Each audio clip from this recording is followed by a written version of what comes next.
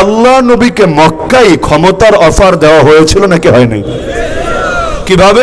নবীকে বলেছে, ভাতিজা তুমি কি চাও বলো, নারী চাইলে আরবের সবচাইতে সুন্দরী নারী এনে দেব, সম্পদ চাইলে সম্পদের পাহাড় বানিয়ে দেব, আর যদি ক্ষমতা চাও তোমাকে নেতা মানতে আমাদের কোনো দ্বিধা নেই, কোনো আপত্তি নেই, তোমার চরিত্র এতটাই মহানুভব, তোমাকে দারুন নাদওয়া নামক পার্লামেন্টের মেম্বার বানিয়ে দিব। মক্কায় একনায়কতন্ত্র ছিল না, সেখানে একজনের কথাই, সেই ফেরাউন আর নমরুদের জামানার মতো একজনের কথাই চূড়ান্ত ছিল না। যদি মক্কায় একনায়কতন্ত্র থাকতো, আল্লাহ নবীকে হত্যার রায় দিতে ওদের 13 বছর লাগতো না। 13 বছর কেন লেগেছে? আল্লাহ তো সুদকে হালাল করেন নাই, সুদকে তার বিরুদ্ধে যুদ্ধ বলে ঘোষণা দিয়েছেন। সুদের 70 পাপের সর্বনিম্ন পাপ নবী জানিয়েছেন নিজের আপন মায়ের সাথে জিনা করার সমান। তাহলে আজকে পুরো বাংলাদেশের অর্থনীতির মেরুদণ্ড সুদ হলো কিভাবে? আল্লাহ তো বেহায়াপনাকে, বেলাল্লাপনাকে, অশ্লীলতাকে হালাল করেন নাই, বাংলার জমিন এগুলোকে হালাল করলো কে? নায়ক নায়িকা, গায়ক গায়িকাদেরকে সর্বোচ্চ সম্মান দেওয়ার অধিকার দিলটাকে? এমনকি আলেমকে কখনো রাষ্ট্রীয় পুরস্কার না দিলেও ওদের জন্য সবসময় স্পেশাল মর্যাদা, বিভিন্ন পদক বরাদ্দ রাখার অধিকার দিলটাকে? আরে যারা জিনা ছড়িয়ে দেয় মুসলমানের ঘরে ঘরে, আরে যাদের কোনো অবদান নাই এই দেশে, না রাজনীতির অঙ্গনে, না জনমানুষের ভেতরে, না কোনো সেবামূলক সংগঠনে, শুধুমাত্র মুসলমানের ঘরে ঘরে ব্যভিচার ছড়িয়ে দিতে পেরেছে।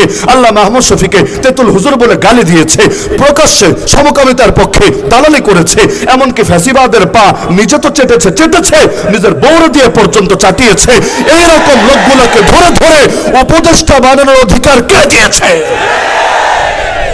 আল্লাহ দিলেন একটা, বান্দা বানায় নিল আরেকটা, আল্লাহর চাইতে নিজেরটাকে দামি বানায় ফেললো। কোরআনের বিরুদ্ধে কথা বললে জেলে গিয়েছে, এমন নজির কয়টা আছে? কিন্তু সংবিধান লঙ্ঘন হয়েছে এই মিছে অজুহাত দিয়ে কত হাজার হাজার আলেমকে, তালেবুল ইলমকে, তাওহীদি জনতাকে বছরের পর বছর কারাগারে ফেলে রাখা হয়েছে। এর হিসাব দিবেটাকে?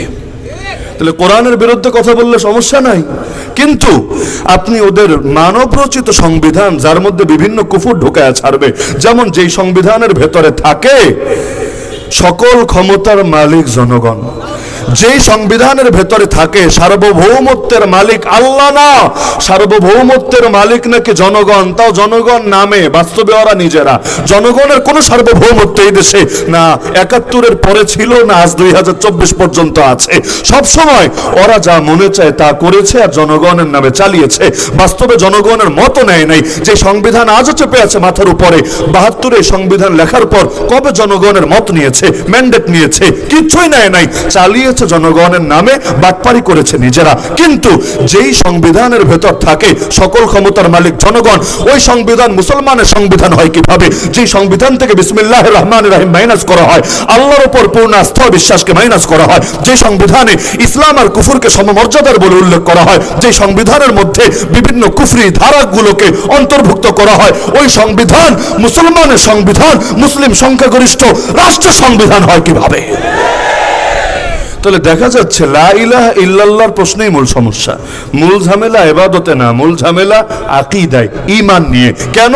কারণ মক্কার বুকে কয়টা আমল ফরজ হয়েছিল ইতিহাস পড়ে দেখেন।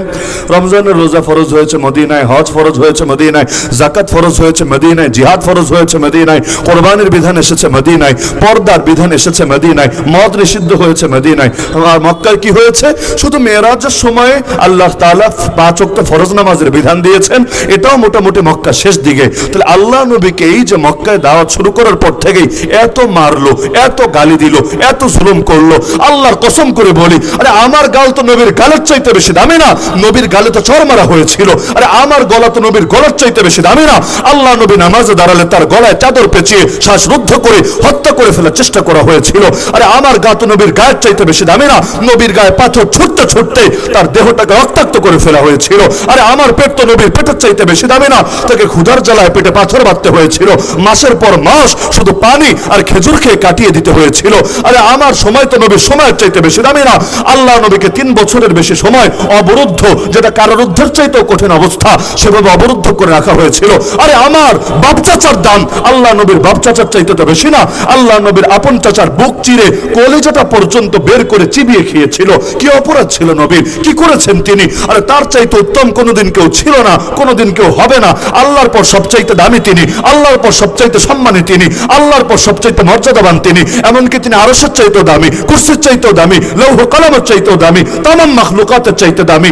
এই যে আল্লাহর রাসূল এত দামি, এত সম্মানী, তো তাকে সম্মান দিল না কেন? তাকে নিকৃষ্ট নিকৃষ্ট গালি দিল, কখনো বলল পাগল, কখনো জাদুঘর, কখনো কবি, কখনো গণক, কখনো জ্যোতিষী।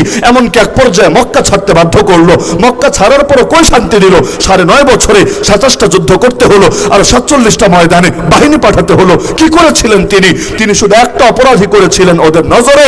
তিনি বলেছিলেন রব্বুনাল্লাহ, আরে রব হলেন আল্লাহ। তো সুতরাং সব ক্ষেত্রে এই রব্বুনাল্লাহর উপর অটল থাকতে হবে, অবিচল থাকতে হবে। প্রতিটা ক্ষেত্রে আল্লাহ নিরঙ্কুশ আনুগত্য করতে হবে।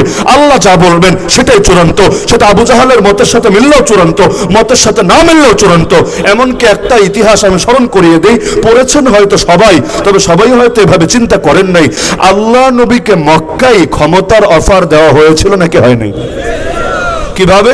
নবীকে বলেছে, ভাতিজা তুমি কি চাও বলো, নারী চাইলে আরবের সবচাইতে সুন্দরী নারী এনে দেব, সম্পদ চাইলে সম্পদের পাহাড় বানিয়ে দেব, আর যদি ক্ষমতা চাও তোমাকে নেতা মানতে আমাদের কোনো দ্বিধা নেই, কোনো আপত্তি নেই। তোমার চরিত্র এতটাই মহানুভব, তোমাকে দারুন নাদওয়া নামক পার্লামেন্টের মেম্বার বানিয়ে দিব। মক্কায় একনায়কতন্ত্র ছিল না, সেখানে একজনের কথাই, সেই ফেরাউন আর নমরুদের জামানার মতো একজনের কথাই চূড়ান্ত ছিল না। যদি মক্কায় একনায়কতন্ত্র থাকতো, আল্লাহ নবীকে হত্যার রায় দিতে ওদের 13 বছর লাগতো না। 13 বছর কেন লেগেছে?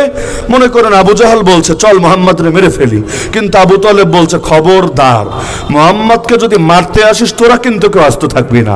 আবার আরেকজন দাঁড়িয়ে বলছে না, এটা বেশি উগ্রতা হয়ে যায়, মারার সিদ্ধান্ত নিও না, একটা সমঝোতায় আসা যায় কিনা দেখো। যেমন নবীকে এই সমঝোতার অফার দেওয়া হয়েছিল, ভাতিজা চলে এক কাজ করি, আধা আধি করি, আমরা সাম্প্রদায়িক সম্প্রীতির মক্কা গড়ে তুলি, আমরা অসাম্প্রদায়িক মক্কা গড়ে তুলি। কিভাবে? তুমি 1 বছর আমাদের দেবদেবীর পূজা করো, আমরা 1 বছর তোমার আল্লাহর ইবাদত করি, আবার তুমি 1 বছর পূজা দিবা, আবার আমরা 1 বছর আল্লাহর ইবাদত করব। নবী বলেন ইম্পসিবল। তাহলে 1 মাস 1 মাস? নবী বলেন হবেই না। আচ্ছা 1 সপ্তাহ 1 সপ্তাহ? প্রশ্নই আসে না। 3 দিন 3 দিন? এটাও মানি না। অবশেষে বলেছিল 1 দিন 1 দিন। ওই সময় আল্লাহ আস্ত সূরা নাজিল করে দিলেন, যে সূরা আমার ধারণা খুলনার প্রায় সবার মুখস্থ আছে, কুল ইয়া আইয়ুহাল কাফিরুন। হে নবী বলে দেন, এই কাফেররা শোন, লা আ'বুদু মা তা'বুদুন, তোরা যা কিছুর পূজা করিস আমি মুহাম্মদ জিন্দেগিতে এগুলোর পূজা করব না। বলতে বলতে এই সূরার শেষে গিয়ে বলা হয়েছে সেই আয়াত, যেই আয়াত পলাতক নেত্রী নিয়মিত বলতো সংসদে দাঁড়িয়ে, তারপরে পছন্দের আয়াত, বড় মজার আয়াত। আল্লাহ জানালেন লাকুম দীনুকুম ওয়ালিয়া দীন, তোমাদের জন্য তোমাদের ধর্ম, আমার জন্য আমার ধর্ম। মানে কি? মানে বুঝতে চাইলে সূরার প্রেক্ষাপট দেখলেই চলে। আরে মানে ইন্ডিয়া থেকে আবিষ্কার করা লাগবে না, মানে এটা দিল্লির থেকে শিক্ষা হাসিল করে বলা লাগবে না, সূরার প্রেক্ষাপট দেখলেই বোঝা যায়। নবীকে অফার দেওয়া হয়েছিল ঈমান আর কুফরকে মিলিয়ে ফেলো, তাওহীদ আর শিরককে মিশ্রিত করে জগা খিচুড়ি রান্না করার চেষ্টা করো। কিন্তু আল্লাহ জানিয়ে দিলেন, নবী বলে দেন, আরে তোরা থাকতে তোদের ধর্ম নিয়ে, আমাকে থাকতে দে আমার ধর্ম নিয়ে। আমি মায়ের খেতে পারি, মাজলুম হতে পারি, অসহায় দিন কাটাতে পারি, কিন্তু তাই বলে আমার ধর্মকে তোদের কুফর আর শিরকের সাথে আর জাহেলিয়াতের সাথে মিশ্রিত করে বিকৃত করতে পারি না, ধর্মকে বরবাদ করতে পারি না, ধর্মকে জগা খিচুড়িতে পরিণত করতে পারি না। আরে তোরা তোদেরটা নিয়ে থাক, আমার উপর তোদেরটা চাপাতে আসিস না। তাহলে যেই আয়াত ছিল ঈমান রক্ষার আয়াত, ওই আয়াতকে বানিয়ে দেওয়া হয়েছে ধর্ম নিরপেক্ষতাবাদের আয়াত।